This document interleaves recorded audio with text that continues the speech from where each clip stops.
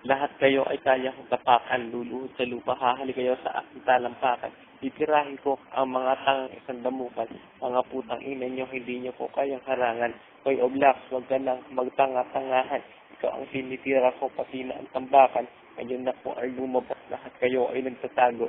At alam ko na makita kayong hanapin. Pag natsyempohan ko kayo sa pendong ko kayo pagugulungin, para malaman nyo kung sino dapat ay respeto utos sa inyong ulo dahil buking ang inyong plano.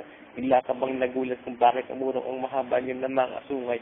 Kumaga ka ba naman sa kitay na pinakamatibay? Dahil alam ko na kailangan niyo ng alalay dahil linulumpo ko na tinuturing kong kaaway dahil dito sa Las Piñas hindi kayo nababagay.